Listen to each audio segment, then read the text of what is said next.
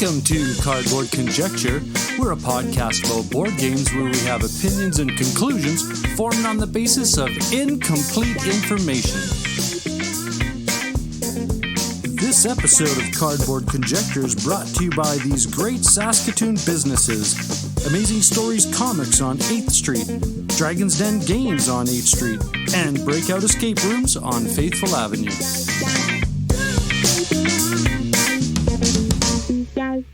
Welcome to Cardboard Conjecture. I'm your host, Norm. I'm Ryan. I'm Ian. And on this episode, of course, our favorite little segment of thinking, doing, playing board games. And Ryan, what's up? We're going to be continuing the mechanics series, which has been gaining some kind of ground here. And my mechanism that I like to talk about is going to be variable player powers. Da, da, da. Cardboard Conjecture is proudly sponsored by Amazing Stories Comics on 8th Street in Saskatoon.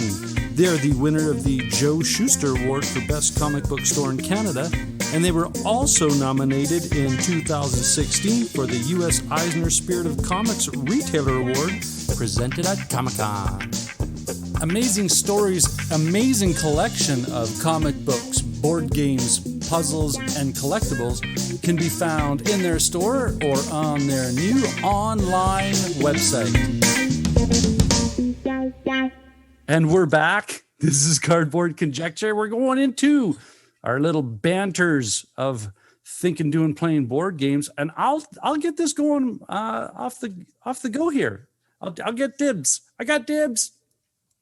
I'm going to talk about Descent 2nd Edition with the Solo app. Now, I'm going to use the word caveat.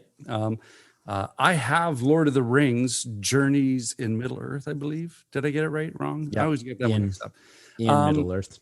So, but I've heard everybody talk such good things about Descent and how it was such, it was the foundation of a lot of this app-driven solo play. And so, of course, I'm, easily swayed when it comes to buying board games. So I picked it up. I played, according to the Steam app, I've played 17 hours of it. Wow. Great. Yeah. And it's everything is, I'm going to sound like a Lego movie. Everything's awesome about it.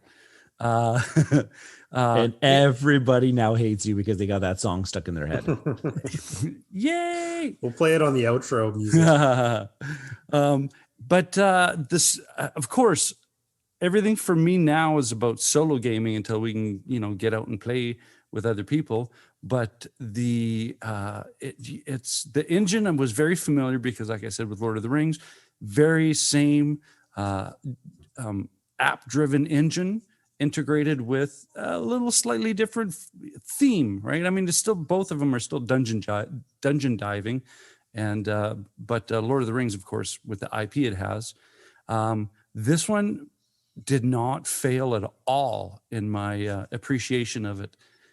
Very difficult, very, very, and this one too, like Lord of the Rings, if you fail a mission, you keep going. The story keeps going. This one, you're done. Time to start over. You suck. And it's very much to me like that video game. I can't get past that level, right? Right. I mean, same thing. I think Gloomhaven is that aspect where it's like you don't carry on unless you're successful. So I like that one. And the minis are awesome. And so I don't know if it's that whole honeymoon syndrome thing, but I'm really digging it. I like it a lot. It does everything that I want it to do. So that being said, I know, Ryan, that you might have had this game before. I did, and then I didn't for some reason. We just never got it to the table. I think I traded it away well before the app came to be a thing. Yeah. But Jen and I had fun with it when we just used to play. Like I would play the bad guys, and she'd be playing the heroes, and it was fun for a while. But if we definitely had the app, to make it more cooperative, experience. Definitely because I ended up getting Imperial Assault, which is based off of the Descent. Yeah. And Imperial Assault was the first one that came out with the app, and then they said, hey, this was such a success, let's make it for Descent too. Yeah. And it became a success because It just revitalized it. Yeah. just taking away the Overlord player. Yeah. For some reason, people just didn't like if you're going to play Overlord player, just may as well playing Dungeons and Dragons. Yeah.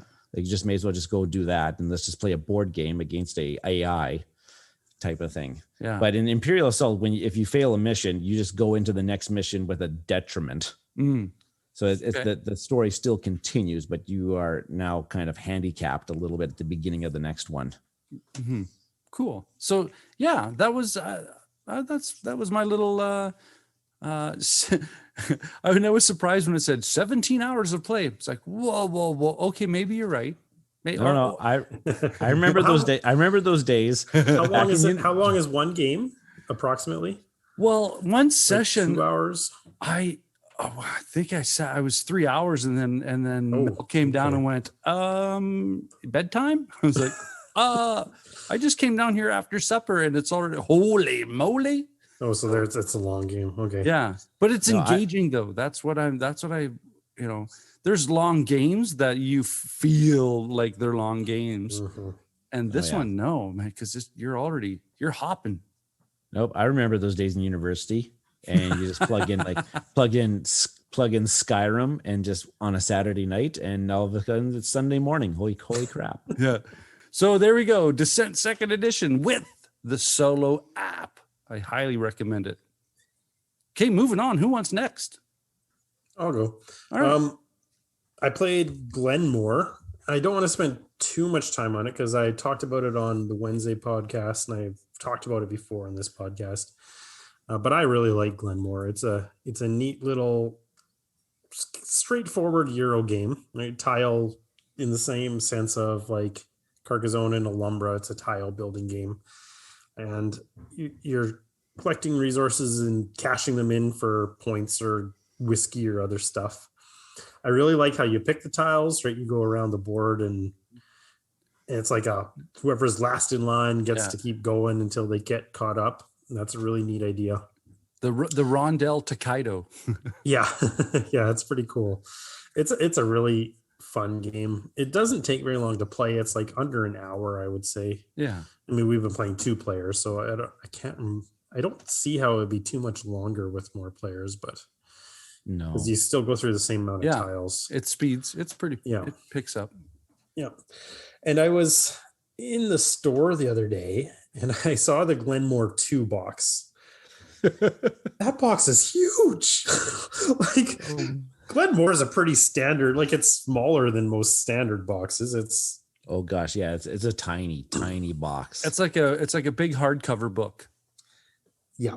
Yeah. When I saw that, I was like, and I just remember Ryan complaining about board games a few episodes ago and the sizes of things, right? Yeah. Like it's not Anachrony size, but it's still big box. It's a small suitcase compared to the original box. Yeah. Yeah. Absolutely. Yeah. And so, but it kind of made me want to look into that Glen More 2. Now, I'm never going to buy it because I hate the fact that they call it 2, right? You guys know this. You know my naming hang-ups. Sequel. Yeah. The art on the tiles actually looks pretty nice, though. Like I was kind of looking at the differences there, and that's intriguing. And of course, they, instead of just the cubes, they actually have like sheep and cows and little wheat meeple cutouts, which would be nice to have too. I'd kind of like them to make like a upgrade pack for my old copy. That would be pretty sweet. But it also comes with 8 mini expansions that you add into the game as well. And that's where this Chronicles idea comes in. That's what they're calling them. And I thought about that, and I just like, maybe I'm getting burnt out on expansions because I just saw that as tiring. But this is also a game too. The game itself is so good that what is the expansion really adding to? Is it going to add to the experience? Yeah. Maybe add a little more side narrative. No, for people, most people listening too, probably finding the original Glen More is pretty hard to find. Yeah. Pretty hard to find these days. And so Glen More 2 is kind of like their option to get into the game. And unfortunately, it's a massive box. Yeah, that is unfortunate because I do think that that's a detractor for some people. Yeah. Like I don't understand the reasoning behind these massive boxes coming out. Bigger is better. I'm joking. Plus they just had another Kickstarter too, which adds another massive box of modules. And it adds a solo aspect to it. Yeah, one module is a solo. Hey, I'll take it, man. I'll take it. In a heartbeat, I'll take it. Yeah. Go ahead. I do find that I'm playing. There are certain games I actually play less because, and I wonder if it's because of the big box. Like ever since I got that Suburbia big box, we don't play it as much. It's almost like it's like you got to pull this big thing out and then take I don't know. It just seems like it is like a subconscious detractor. That doesn't make any sense because the trays inside that box make the setup so easy. I guess. Like you just like pop, pop, pop, pop, and it's all over there. And it's all set up and ready to go. Go. Yeah. I don't know. It just got me thinking about boxes. That's a conundrum, isn't it? Cardboard conundrum. We did it all over your spot. I'm sorry. Ryan, what you got? Okay, so I got another massive box Kickstarter that just came in just before the weekend here. Kickstarter? You? Really? Yeah. So I got the Simon, I don't even know what you call them nowadays. Marvel United. And this was one that I had mentioned on the, hey, I'm excited to play from 2020 that I haven't had to get a chance because my Kickstarter hadn't arrived yet. So now it's finally come. And holy crap. Ian mentioned it to me. He's like, well, he was looking pictures at it. He's like, wow, this looks like a kid's game. And that's the kind of the main reason I wanted to get it, because it's got these kind of like these cartoonish, chibi looking Marvel superheroes. The minis are really kind of cool. And I wanted to play this with Regan. He's really into superheroes. And as soon as I got it and I pulled out the box, his eyes went, what is that? And we pulled it out. We opened it up and everything. He's like, okay, are we going to play this? And I said, sure. Let me just do a quick skim of the rule book because I hadn't read about the game in quite some time. There's nothing to this game, really. You get a hand of cards. Each character has their own deck of cards, which each character does not need their own deck of cards because there's not very much difference between each of the decks of cards. Yeah, just the art. Just the art, and some like Hulk has more punching icons rather than Black Widow has much more moving icons type of thing. But yeah, essentially what you're trying to do is you choose a villain. The base game comes with 3 villains: Red Skull, Taskmaster, and Ultron. And yeah, you're trying to defeat the big bad. Now, before you defeat the big bad, you have to complete 3 missions. You have to either wipe out so many bad guys, or you have to rescue so many civilians, or you have to thwart so many side schemes that are going on all the locations. And really all this is done by the cards that you play, which either move you, rescue a bystander, or fight. That's all. Those are the only 3 icons you actually ever have to worry about. And oh my gosh, do we have so much fun with this? It is an absolute blast. A game doesn't take very long. I think our longest game was this afternoon. We played one this afternoon, and it took 25 minutes. That was our longest game so far. Sometimes I feel like my initial setup, my first time setting it up, took longer than actual because I had to figure out what we had to do. Yeah. But now that I got everything organized properly, and it is a lot of fun. Now, this is not your strategy gamer's game. No, this is a family game. This is a kid's game. I'm willing to put money on this podcast saying this is a game that I hope Regan looks back like he's going to turn 30 something some years in the future. And he's going to remember, he's like, remember playing that like Marvel United game or that Marvel game? Because I got this feeling that he's going to think about this game in the same way that I used to think about like this old Ninja Turtles game that I played back in like the 80s, or like even like Hero, when we used to play Hero Quest or something like that. I really hope that he develops that nostalgia, because he's just like, and he's like, I got the gameplay all in. I've got all of the expansions there. I've got the base game only comes with 7 heroes and 3 villains. We've got now, what did I count? There's something like 50 heroes. I remember the Kickstarter, and every time that unlocks stuff, you're like, oh, they unlocked this one today. It's like, they unlocked this guy today. They unlocked this guy today. There is so much content. We're going to be playing this for years before we actually probably play through everything. But that's a good thing, though. Yeah. Now, Come On did this really wonderful thing after this wave just launched, is that you can go on their website, and I mentioned it in the last episode. I'm a sucker for achievements and unlocking things. There's a 4-page PDF file of achievements that you can try to meet while playing through all of the gameplay all in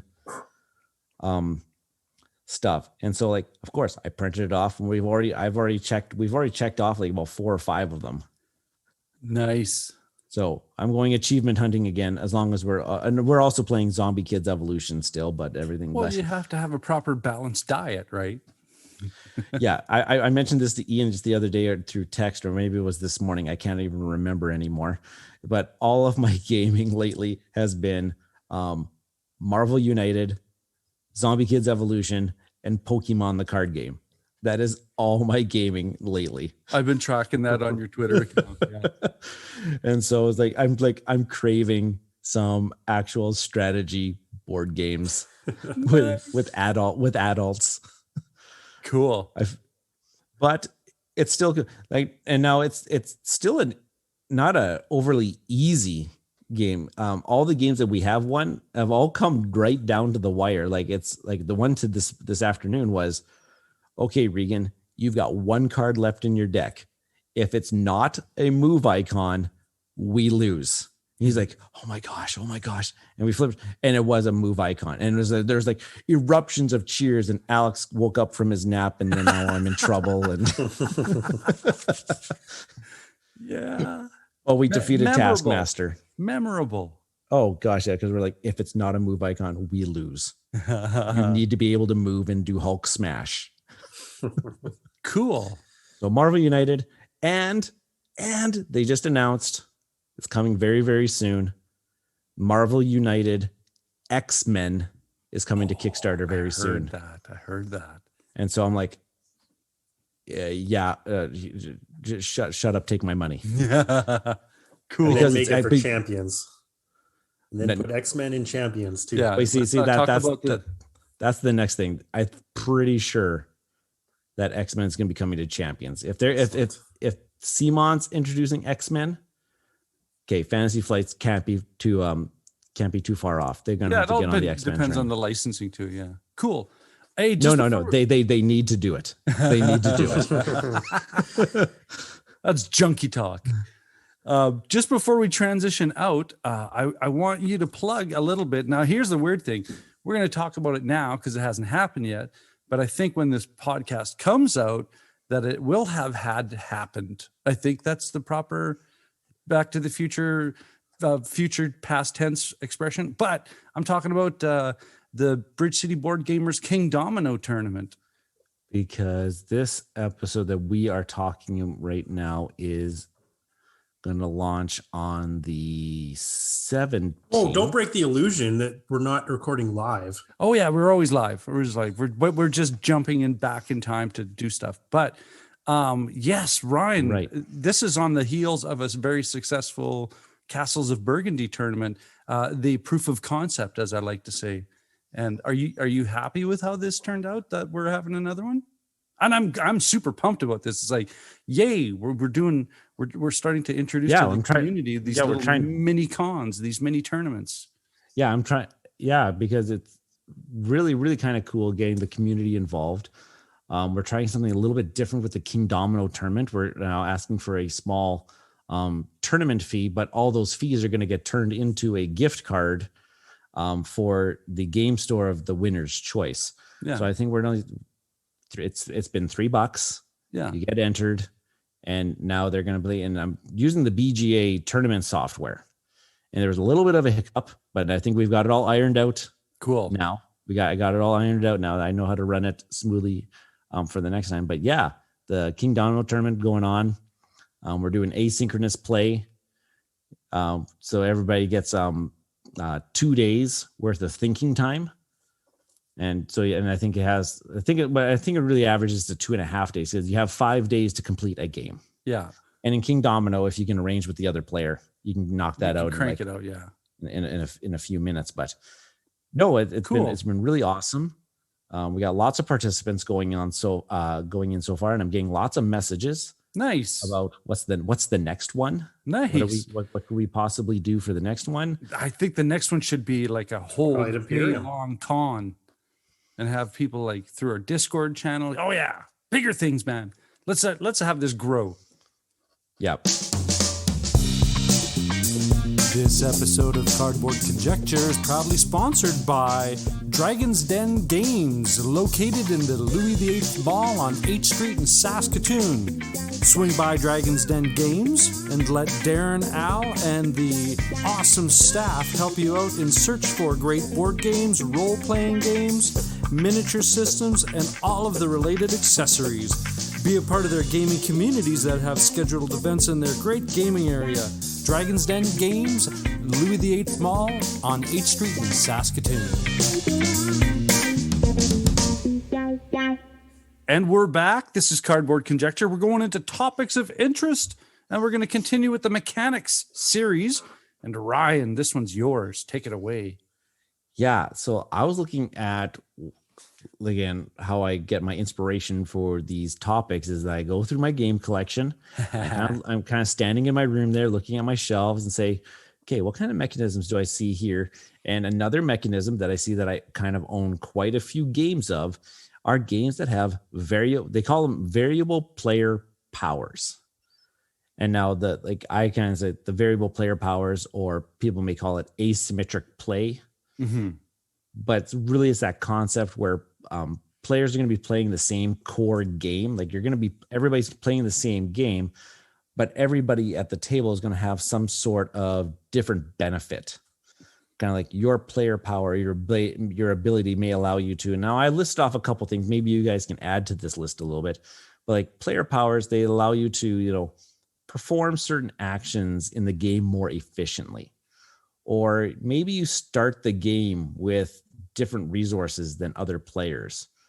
Or maybe you can interrupt people whenever you want to. That's mine. That's a great superpower. Highly annoying, but very effective. Oh, very funny. Or maybe you just do things that no one else can do in the game, like completely. I think for me, it's buffs, bonuses, and rule breakers. That's kind of the dimensions for me when it comes to variable player powers. Yeah. Yeah, that makes sense. Ian, do you have anything else that you like? Well, I think again, I don't like arguing semantics, but I do think it's important to focus the conversation. So we're talking about specifically at the start of the game, what you start with, right?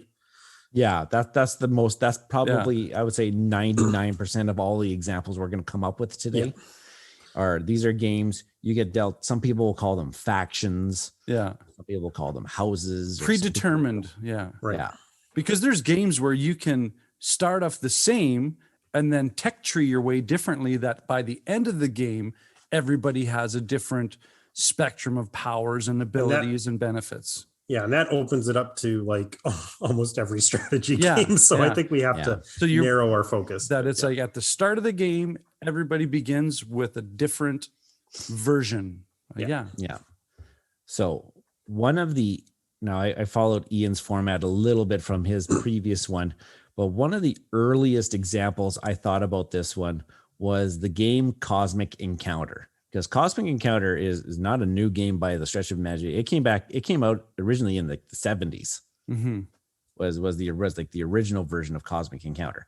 And Cosmic Encounter is, well, at least just the original base game itself is a big old stack of alien races, and everybody gets dealt one of these alien races, and they all do something a little bit different in the game. And so that was kind of like this introduction into the fact that we're all in this game, but my alien race, well, it allows me to read numbers backwards and I can flip flop them. Or Ian's alien race allows him to, every time he adds a ship to a planet, he actually adds 2 ships to a planet, or something along those lines. So everybody is doing something a little bit different than everybody else, and probably at some point different time in the gameplay. Mm-hmm. My first experience with variable player power was a 1979 game called Dune, and I remember playing that as a kid. And when it came out, it popped the back of my head off, going, what do you mean? What do you mean I can't do that? And you can? Well, I can do. This is kind of cool, and it changed everything. Like, I mean, this is coming back in an era where you had Monopoly, Payday, Careers. Right. It's very kind of very Amera theme. Trash. No, I'm joking. But yeah, so this was came out of left field, and interestingly enough, same designers as Cosmic. Yeah, they are the same designers. Yeah, and what was their famous quote? "Balance is for wimps," or something along those lines. Yeah. Yeah. Yeah. Cosmic is a great game. It's a chaotic game because of that, because these powers can just do whatever. But if you're okay with that, if you're comfortable with it, it's fantastic. And I really like the fact that they kind of also at least in later editions, like more recent editions, they leveled off the alien races. Kind of like have like, hey, these are kind of like easier alien races. They're kind of more moderate alien races, and these ones are kind of like the more complex. Yeah, they got the light system, right? Green, yellow, red lights. Yeah. I don't know because I don't know anything about the original edition if they had that part of it, but doubt it. Yeah, so I really appreciate that hey, if I'm going to play this with some new players, I'm going to make sure that they get some of those green light, the easier ones, and I'll probably select maybe a more complex alien race. Not necessarily the complex is going to be a better race. It's just that their timing, it's more intricate. Their rule breaking thing that they're going to do is probably just a little bit more advanced than what a new player to the game could probably handle. There's a few editions of Cosmic Encounter, isn't there? Yeah, because they just came out a few years ago with the 42nd edition anniversary, which was really quite a neat gimmick, playing on the number 42. Oh, yes. Okay. So those kind of like the earliest. So now what I've got here next is that we're going to talk about why variable player powers in board games. Like why do they have them? What's the draw? Because it just seems like below here I've rattled off 1, 2, 3, 4, 5, 6, 7, 8, at least 9, like pretty good examples of games recently and in the past too that have these variable player powers. Now, one of them that I pointed out here is that variable player powers add variability to a game that would probably just be stale without them. So think about like a game. I'm going to bring in here Takedo. Mm-hmm. Takedo's got variable player powers. Everybody gets dealt a character at the beginning of the game, and that character does something a little bit different and starts with a different amount of money. Now imagine playing a game like Takedo if everybody just got the exact same amount of money at the very beginning and you have no groundbreak. You just go along the trail and collect resources and stuff like that. Would you play that game? See, I don't know that you use the best example because They're subtle. It's a subtle. Yes, Takedo's a little bit more subtle. I don't know that Santorini on your looking at your notes. Santorini, that's some crazy variability with the god. Okay, that was gonna be my next example up. Oh yeah, sorry, I jumped your notes. Like Takedo, I think would be fine if they weren't. But that's just my opinion. I don't know. I don't know that it's that strong of a variability between them. Well, like the word I used before with Takedo is it's subtle. It's not a scale tipping difference in the player power. Maybe one person gets to add, more donations to the temple. Maybe another person gets, a slight advantage at the, at the restaurant at the end of the trail, right? There's just these slight subtle things. And I don't know if it would be the same game if you put in a crazy, scale tipping variability, because that's not the zen of the game. That game is all about this very calm kind of wave rather than, staccato crazy. Okay. So Tokaido does have variable player powers. Okay. So let's go with what Norm jumped to, Santorini.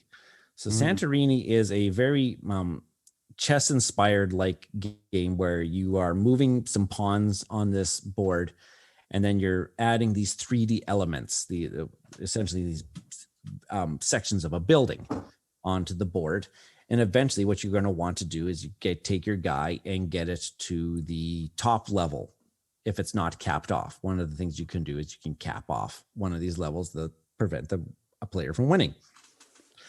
So it's very a chess-like match where it's just like, hey, I'm just moving and placing down a building, moving, placing down a building, maybe going up a building, placing down a building. But what it really kind of comes down to is that every character or every player gets dealt a character, and that character is going to play the game quite a bit differently than the next person. Maybe one character says, hey, I win the game if I can ever get to the second level and be able to, on my next turn, jump off. That's one of the characters. Or one of the other characters says, hey, if I move in a straight path uninterrupted, I can take out one of the other player's pawns, type of thing, and remove it from the game. Like crazy things that now those are just two of many. Like probably about, I think there's 30 different god cards that are in the game itself. And so yeah, it adds variability, as in, hey, I could get dealt a completely different character, and now I have to approach the game completely differently the next game. I'm still doing important things. Yeah, I wish you didn't start off with this one, because I actually have a weird opinion on Santorini. Cool. I actually don't like the player powers in it. I think that it would be a stronger game without them. And here's my reasoning for that, because you keep comparing it to chess, and I agree, it's a game very much like that. You're trying to outthink the other person, and the way that you're moving to the different levels and then capping off the different levels, I think is a really intriguing idea, and it makes it seem like a very classic game. Like that could have been a game designed 300 years ago. Yeah. I think adding the player powers is an attempt to make it a more modern game, but I think you're losing something there. I think you're losing the timeless quality that it could have. When you're putting all that kind of jazz to it, I suppose. Right? Chess doesn't need that. Yeah. If you're not going to say, okay, this person, all of your pawns act like queens, and this person, you have like two kings or whatever. Well, yeah, you kind of destroy the fabric of the game in a sense. What you're saying to me is that the base game stands on its own. It is strong enough to be compelling and interesting that you don't, as a player, you don't need those, because, and I kind of agree. Like when I play with Mel, she doesn't like to clutter it up. She likes that clean essence of just the simplicity of those moves and outthinking the person across from you. Right. I think that, yeah, because I was really impressed when I first played it, because we didn't play with any powers. It was just getting to know the game. Yeah. And I was really impressed with that design. And then you added the players, and it kind of, it lost something for me. It really did. But am I in the minority there? Like, does it enhance the game for a lot of players? I don't know if I am or not. Well, I wouldn't have done enough reading or research into it to see if that is a minority viewpoint. There are probably people in that mind. I could see people in that mind. Jen, like you said, Norm, Jen is like that too. With Santorini, she would just play the game with just their without any powers. Play it clean, and it's fine. but she says, I would not play this game. I would not play this game 10 times without player powers. Yeah. Or anything like that. And she's like, this game would just end up she's like, this just ends up being chess again, where it's like, hey, now it's just predefined moves and there is one definite strategy to probably get to probably winning and stuff like that. So the player powers will give it that variety every now and then. Now I got to think about this. Yeah. So, and I think in the rule books, it says that you deal out 2 or 3 and you pick one. What we've done with Mel and I is I just tell her, hey, just look through it and just grab whatever one you want. Because I don't want her, and for people who know, she reads books more than she's interested in playing board games. So I want to make this as free and easy to step into as possible. So I'm going to bend a little bit of this and just say, hey, she understands this one. All right, try it out. Okay. Now it's interesting you bring that part up because I've got a note for myself here a little bit later that oftentimes with these games with variable player powers, what do we tend to do is we kind of just, shuffle them up and deal them to the players and say, hey, pick one of these 2 or anything like that. Yeah. I really enjoy the aspect of a game like that, where it just says, these are the open information. These are the open options. And hey, select the one that you're accustomed to. What one fits your play style? If you've played that game enough, obviously. Yeah. Or that you understand complicitly. Yeah. Yeah. So you can kind of select a power that maybe that kind of like represents you as a gamer, maybe. I don't know. That's a point that I had later on. So maybe we'll circle back around to that. Yeah. This episode is proudly supported by the amazing team at Breakout Escape and Board Game Lounge from right here in Saskatoon. Using industry-leading technology, Breakout Escape's escape rooms are all 100% uniquely designed by the team, ensuring their patrons have maximum fun while staying safe. As well, they are a fully licensed board game lounge with over 400 titles to select from to ensure fun for every gamer, new and experienced. Be sure to check them out at breakoutsask.com. At Breakout Escapes and Game Lounge, they believe that life is more fun when you play games.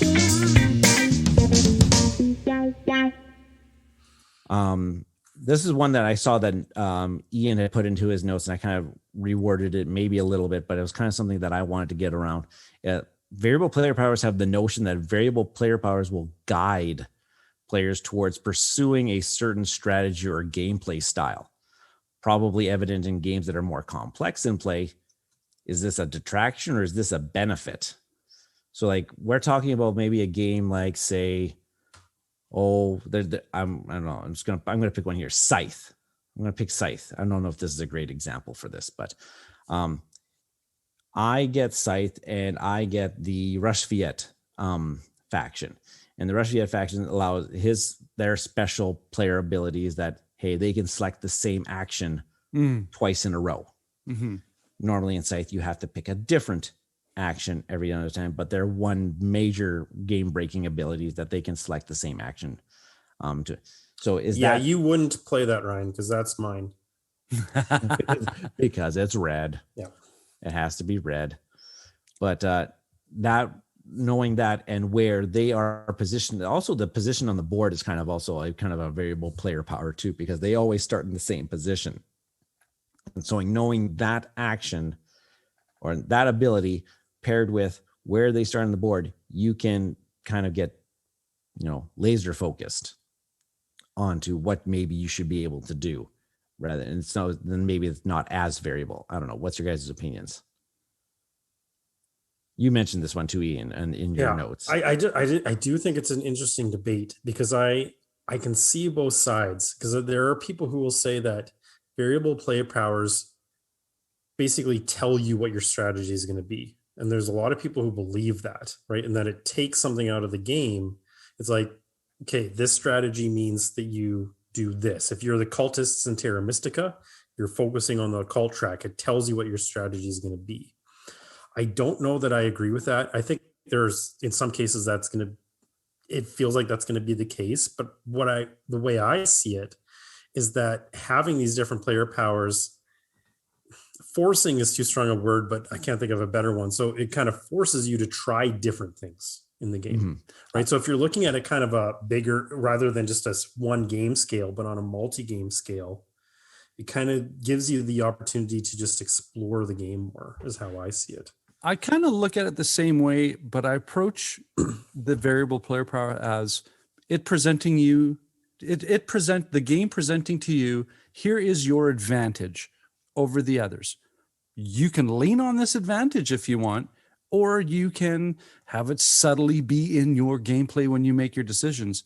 That's the way I approach it. Like, I don't see it as it's like you will fail if you do not follow this rule set or this recipe or this, policy when you're playing this character. I like the idea that, here's your little, here's your the card up your sleeve, or like I said, the advantage, and it's up to you to play it as best you can or to not incorporate it at all. But then it's not a variable player power. And it's like a challenge almost, especially like Terra Mystica. When I get a new faction, I kind of see it as a challenge. Like, how do I play this best? How can I approach the game now with this different perspective, rule set, person? Yeah. But other people will look at that and they'll say, oh, well, this is what I have to do. And they'll just do it. But I find that you got to work at it. I don't know. That's kind of the way I understand, because like maybe say one time I'm playing the witches in Terra Mystica, and I remember that. Okay, I said, all right, after that game, I'm thinking about, okay, what could have I done better with as the witches and stuff like that. But now the next time I play Terra Mystica, I'm going to get the giants. Well, the things that I was thinking about, how was I going to improve my gameplay? Was based off of a different faction. I can't think that now with that has a completely different advantage or different starting resources or something like that. I'd have to start from scratch again. And so that is that for me, I and probably like Ian probably alluded to it. I like that. Yeah. It's a new puzzle to solve for me. I'm going to throw this in there into the mix. Do variable player power games reward repetitions in play? Like, the more you play the game, do you get a better understanding of what the game is requiring of you to be successful in the game? Like said, are you going to play the same faction over and over again until you understood how to play it, and then I'm going to switch factions now? Like, the one I'm thinking is Root, right? Oh, like put a pin in it. We're gonna get to Roots. Well, and okay, but that's my thing with variable player power games is sometimes I tend to shy away from them because I'm thinking I don't want to have to play this 8 times in order to understand the dimension of the game. We're putting a pin in that one because we're going to get to that point. Yeah. Okay. Okay. I see what you mean. Yeah. Yeah. But so let's take Terra Mystica. I know you haven't played it, Norm. Yeah. But I get it. I know there's 20 different races in there, right? Does that dissuade you from playing it? The fact that there's so much variability there? Well, it dissuades me from playing it if I'm playing it against people who have got like, more than 5 plays under their belt. Right. But that would probably be the case even if there wasn't the player powers, right? Yeah. So I'm just curious to see if that's a factor in. Well, I mean, I would never turn on a game unless it's Splendor. But yeah, no, to me, that's the one thing that makes me not second guess, but makes me think twice. I can see what you mean, where that you haven't necessarily experienced the whole game. I haven't grokked until you've tried everything, which I get, but I think that's a mindset that's going to be different with different people. Oh yeah. I don't think for Norm here, I don't think it's the fact that the game has variable player powers. It's a concept that it's a complex game that does reward multiple plays. It does reward multiple plays. There are core aspects of that game that doesn't matter what faction you're playing, doesn't matter what variable player you have, that there are core aspects that you need to fully understand in order to play that game very well. Yeah. And so playing with people it's not the variable player powers that's deterring Norm. It's the fact that that's a complex game. That's a complex game. Yeah. Which we might get into. Maybe that's a further issue down the line, a conundrum of sorts of complexities and everything like that. Oh, I was gonna have to say, one of the ones that I want to talk to you here is the Voyages of Marco Polo, one game that we just recently talked about, Ian.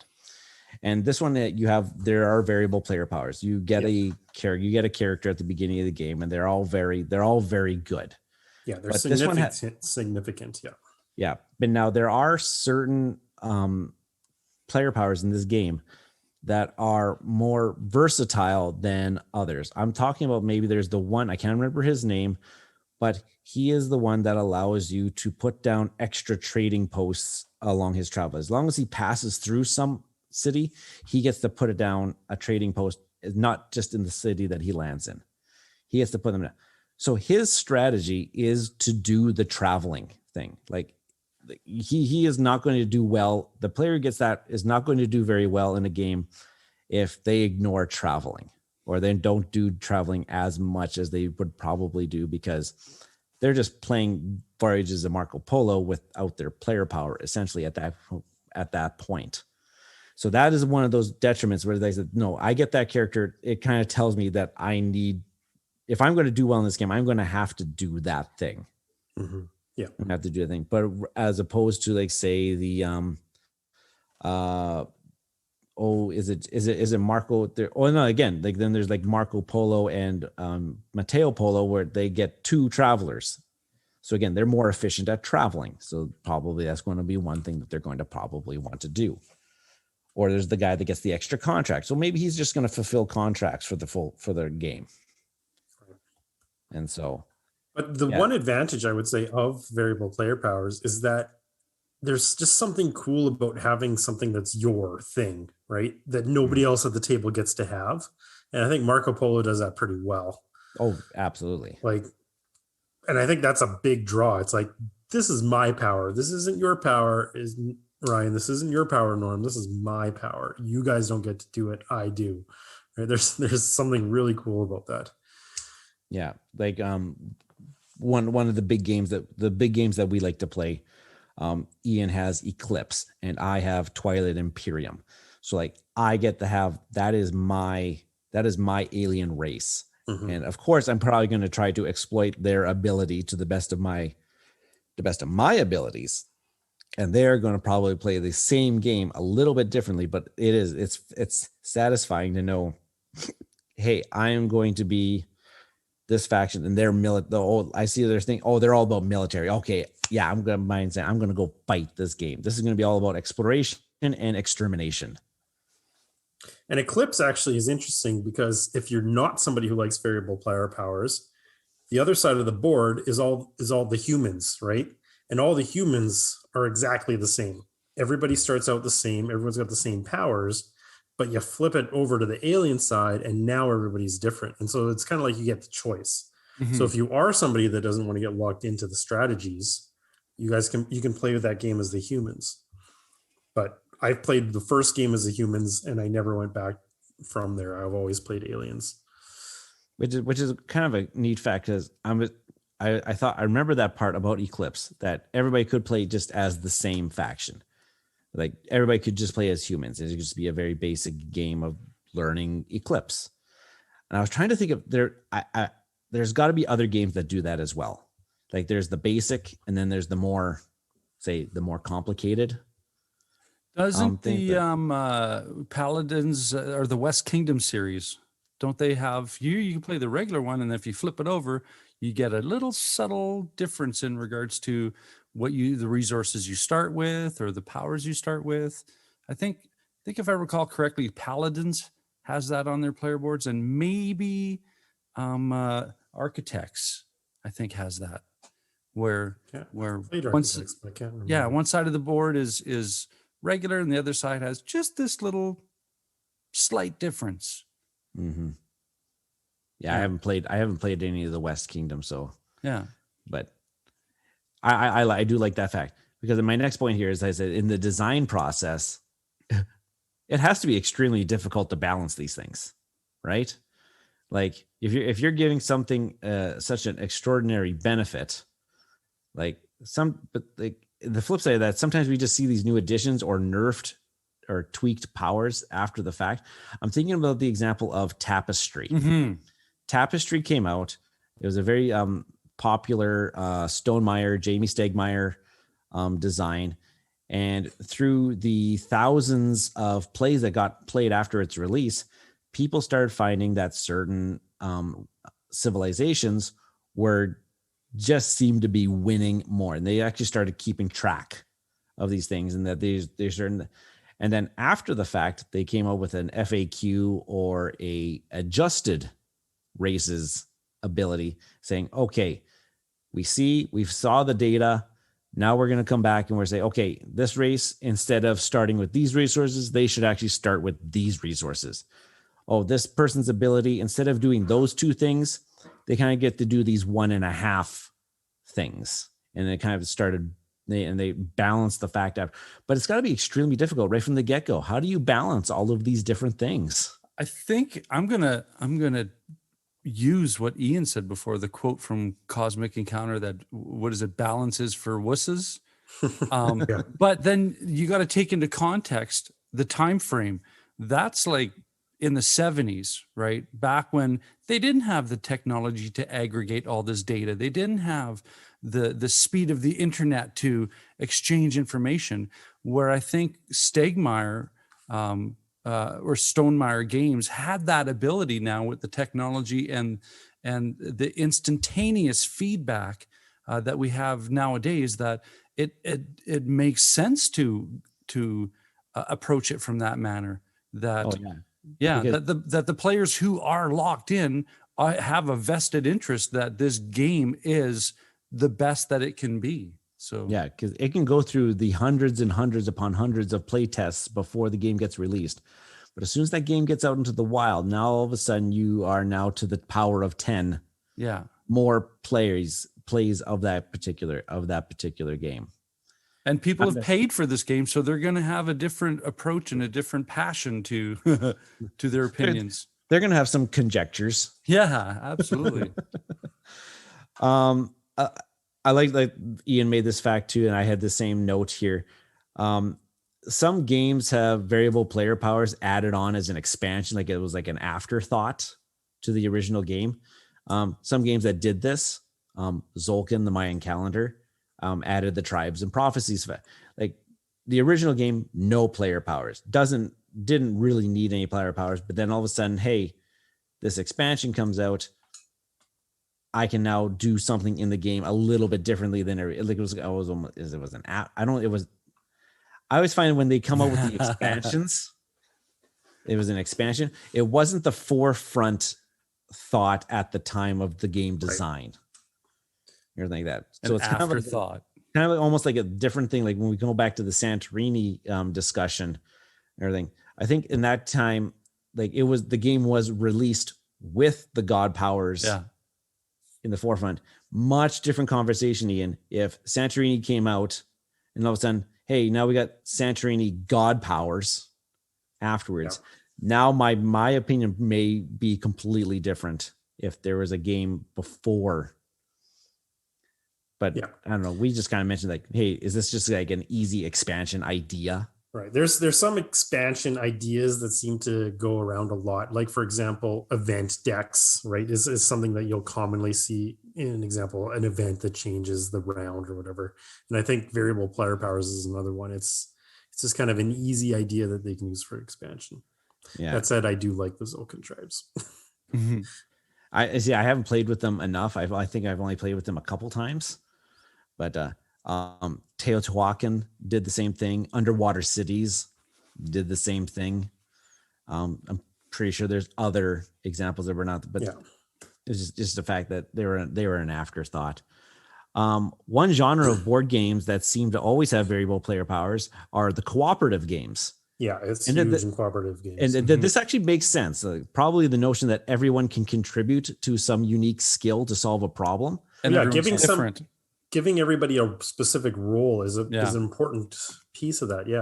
Yeah, because I thought about my real world experience of, like, say, when we go to do escape rooms, we all have our special talent. We all have our own talents in solving puzzles. Like, I'm the math guy. I can figure out math things. Ian's got this weird thing where he just knows about like words and letters and their positions in the alphabet. Like that's a weird skill that he has that actually came in handy in the scavenger hunt that we did. Yeah. And like Jen's good at spatial puzzles, and Courtney, she's really good at word puzzles. Like we got like a team that all got a little bit of different something that brings to the table. And I like that what they do with I think that's what they're trying to do with the cooperative games. Spirit Island does a great job of that. Spirit Island is huge when it comes to variable player powers. Yeah. Yeah. Mm-hmm. Yeah, and everybody's bringing every force of nature, whatever you are in spirit. Yeah. The spirits are all bringing something different to the table, and actually do play like you're playing the same core game, but there's a crazy synergy that you get to experience that you probably they're all completely really different. And Flashpoint, everybody wants to drive the fire engine.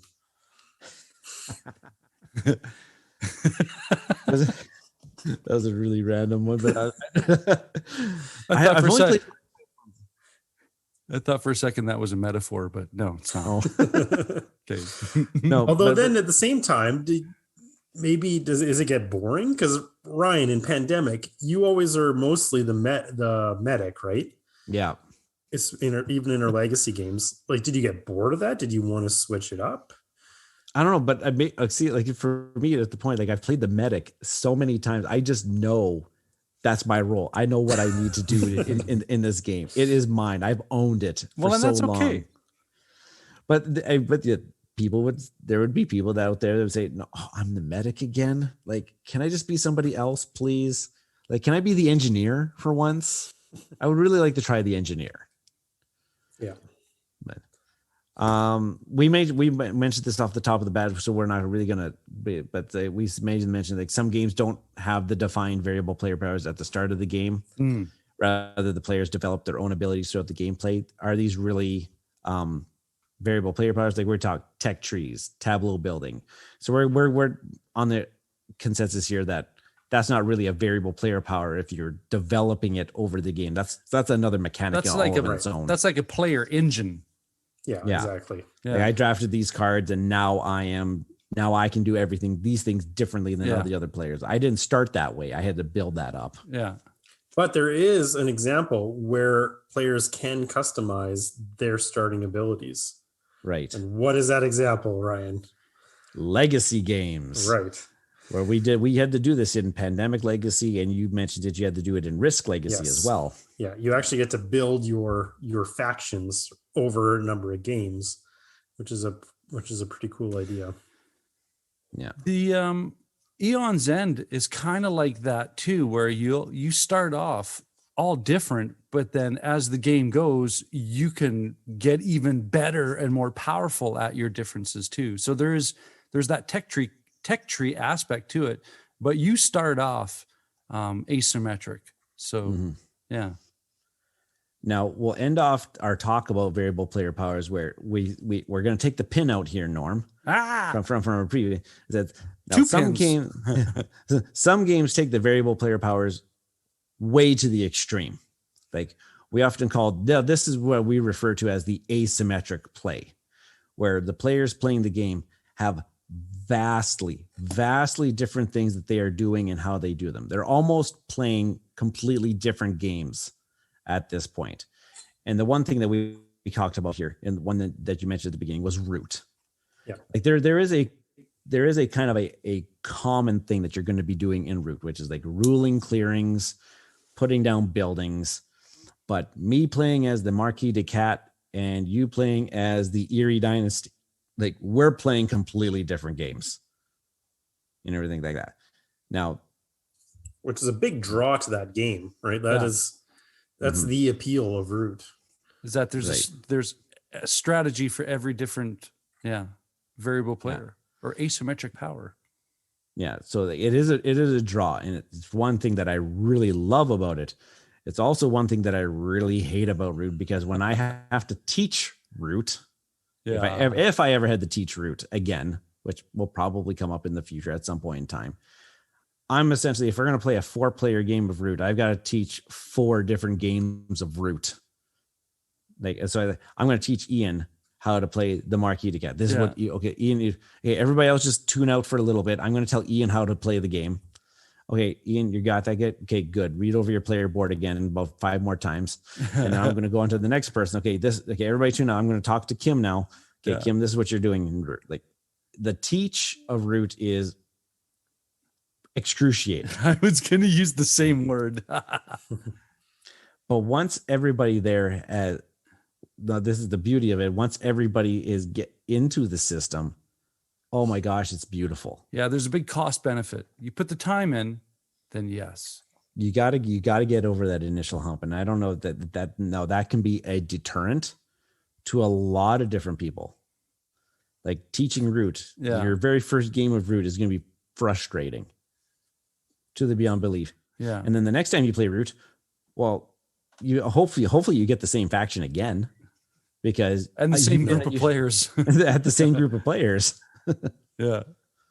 Oh, see, and I'm the kind of person that if I play the cats one time, I want something different the next time. Yeah, me too. Yeah. I actually went through, when I was first starting to play Terra Mystica, I made a conscious choice not to play a faction twice until I played all 20 at least once. And how you do? I never doubled up until they were all played once. And now I'm on to the second round for all of them. Wow, that's crazy. See, and I'm of the mindset, I was like, okay, that was my learning game.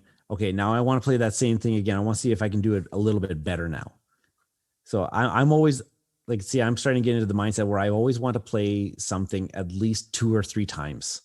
And that's not necessarily I have a player power 2 or 3 times in a row. It's like I want to play a board game 2 or 3 times in a row now. Just like, hey, the first one was like, hey, refreshing the rules. Okay, now the next 2 are going to be like, hey, okay, I remember what the rules are now. Mm-hmm. I don't know. It's kind of like a little switch that's kind of went off in my brain lately. And now I've kind of like, okay, now if I have a player power, I want to make sure I play that thing at least 2 or 3 times. And now, okay, I understand this one now. Okay, now I can go on to the next one. Yeah. I don't know. Well, the Root especially, because it is like learning a new game because it is so different. I think when I play Root, I'm just as entertained as watching how someone else plays a faction that I'm familiar with and how they interpret the rule set and how they strategically, use those advantages, right? Because a lot of times I'll look at that and go, oh man, yeah, I never thought of doing it that way, right? Or I never thought of strategically planning my turn as that faction in this manner. So a lot of the times I get caught up in watching everyone else's gameplay and then kind of go, oh yeah, okay, I got to focus on my thing. No, that's a very good point, because I could be paying attention to what Norm's doing playing as the Giants in Terra Mystica. I'm like, okay, and then if I get the Giants, I remember what Norm was trying to do. Maybe I can try to do that, and then I fail miserably. Because I didn't even know what I was trying to do. Pulling levers and pushing buttons. Yeah. Dune is another one that Norm mentioned earlier that is kind of like this too, right? Where each group that you're playing plays very different. And I like how thematic it is too, like the Bene Gesserit tribe. If you know Dune at all, like they're the manipulators behind the scenes, and their faction's really cool because they choose at the beginning of the game who they think is going to win the game, and then they try to manipulate it so that group wins the game, and then they actually win instead. Pull all the strings in the background. Yeah. Oh yeah, that absolutely. Is amazing. I did not know that was. Oh yeah. Yeah. Oh, my gosh, that is so amazing. Oh yeah. I kind of wish Twilight Imperium had a similar faction. Because all the time when I play that and I'm looking at whoever's got that faction, the Bene Gesserits, I'm looking at them going, why are you quiet? Why are you complacent? I don't trust you. Oh yeah, it makes me nervous. And then is it the Emperor that's like becomes the bank? And so anytime you have to pay anything to the bank, you're actually paying it to that player. Yep. Absolutely. Yeah. They just get rich off of everybody. Yeah. So cool. Let's bring this discussion to a close. There's a few games that we haven't mentioned yet, but they're, like I had in the notes here, Gloomhaven. Like Gloomhaven is like one of those, but it's like more like of an RPG in a box. Like my variable player power is that I got my own unique deck of cards. Yeah. That allows me to do my things on my turn. We're all still trying to obtain the same objective, but now that's kind of like that cooperative thing. Yeah. But mechanically speaking, it's the same situation if you break it down as like Terra Mystica. You're able to do something that's way different than everybody else. So yeah. Well, I think it's become very ubiquitous in games right now too. Like a lot of games do it, but it's kind of the scale, right? How much do they go to the root scale, or is it a weaker version? And I think there's like I can think of Merchants and Marauders has different captains. Seven Wonders has the different boards. Mm-hmm. But those are all just like we mentioned earlier, subtle. They're very subtle. Like but Terraforming Mars. Yeah. There's a big range of how variable these player powers are going to be. Cool. Well, I like that. Hey, does anybody have anything else? Any other games that you're dying to mention, Ryan? It's like variable host player powers. Anyone got something different to add? Anybody got something different? Bueller? I think I talked about all the ones that I wanted to talk about. Well, I think you hit a good spectrum of games and styles and the differentiation of a tech tree is not a variable player power. It's a player engine. I think Ian was trying to get me to mention Shadows over Camelot because he wants to rub it in my face that I can't read. So how do you play that game again? Oh, so many backstories. There you go. Well, if you've made it this far, before I get into that, Ryan, did you want to close this out any differently? Nope. I think we're variable enough. And that brings we all bring our own powers to the show, and that brings some variety to the ending. That being said, thank you very much for making it all the way to the closing segment. I'm your host, Norm. I'm Ryan. I'm Ian. And variably speaking, we'll sometimes maybe catch you later. What?